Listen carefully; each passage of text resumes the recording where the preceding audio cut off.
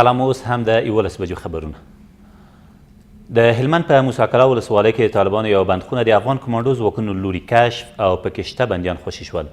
د خاصو عملیاتونو د اووم کنډه قمندانۍ د خبرپاڼې له مخې په دغه بندخونه کې 4 دولتي سرتیري او 6 ولسي وګړي ساتل کېدل چې تېره شپه د ځانګړو عملیاتو په لړ کې آزاد شوي دي. ویل کېږي په سیمه کې 2 شکمن کسان هم نیول شوي دي. د ولسي جرګې ټاکنو د ترسره کولو لپاره سراسري امنیتي پلان په اساسي ډول جوړ شوی او د ولسمشر ټاکنو امنیتي پلان د جوړېدو په حال کې دی. دغه مطلب ولسمشر غني تېره ورځ د ښځو شبکې له استازو او د ښځو د حقونو فعالانو سره په کتنه کې څرګند کړ او زیاته کړه چې د ټاکنو د شفافیت او د لاسوهنو د مخنیوي په موخه به د رای ورکولو بهیر ثبت شي او دا ځل به د رای ورکولو په هر مرکز کې د ټاکنیزو شکایتونو استازي حضور ولري. ولسمشر همداراز په ټاکنو کې د دولتي مسؤلینو، غیر مسؤلو وسلوالو او سیمه ییزو پولیسو په لاسوهنې له ټینګار سربیره وویل که هر څوک په ټاکنو کې مداخله وکړي د مجازاتو ترڅنګ به عزل هم شي.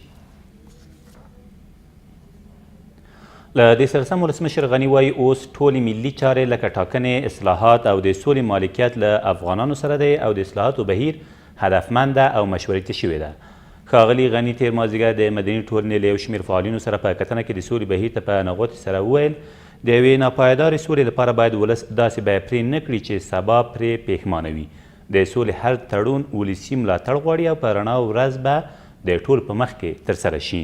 ولسمشر همداراز په ډاګه کړه چې 4 کاله پخوا په افغانستان کې د ناامیدۍ او انزوا دوره وه، خو اوس د امید او ناامیدۍ ترمنځ یو تعادل راغلی او له انزوا وتیو. ناټو ویلي چې د لوګر په ازرې ولسوالۍ کې د بهرنیو ځواکونو د بمباریو له امله د وژل شویو پولیسو په اړه ادعاوې څېړي. 2 شپې مخکې د لوګر په ازرې ولسوالۍ کې طالبانو د سیمه ییزو پولیسو پر پوستو بریدونه وکړل او بهرنیو ځواکونو د افغان ځواکونو په ملاتړ په سیمه کې بمباري وکړه او د کورنیو چارو وزارت په وینا په دې بمباریو کې 9 سیمه ییز پولیس وژل شوي او 14 نور یې ټپیان شوي دي.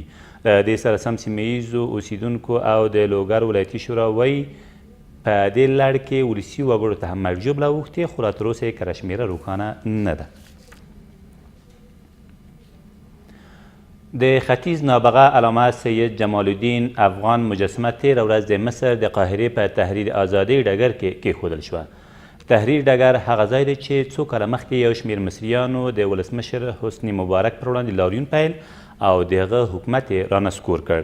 د اطلاعات او فرهنګ وزارت مسؤلین وایي دغه مجسمه د مصر حکومت په وړاندیز د 1 میلیون افغانیو په لګښت د افغان حکومت تر نظر لاندې د مصریانو لوري د برونزو جوړ شوی دی.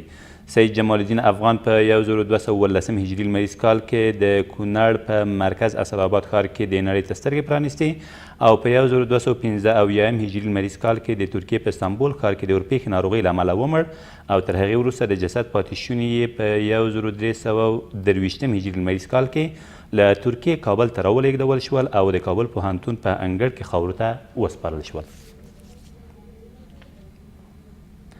او ولسمشر غني تېره ورځ په ار کې په یو لړ مراسمو کې د افغانستان لپاره د ترکمنستان د نوي سفیر هوجا اوزوف باورلیک ومانه.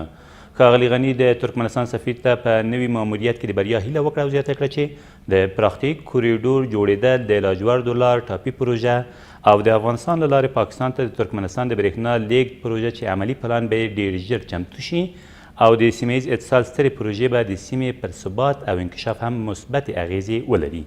ښاغلي اویزوف افغانستان د ترکمنستان ښه دوست او همکار وباله او زیاته کړه چې د دواړو هیوادونو ترمنځ دوستانه مناسبات بېساري او ورځ تر بلې پراخېدونکي دي. دا تر دې مهاله وروستي خبرونه، تر بیا مو الله مل.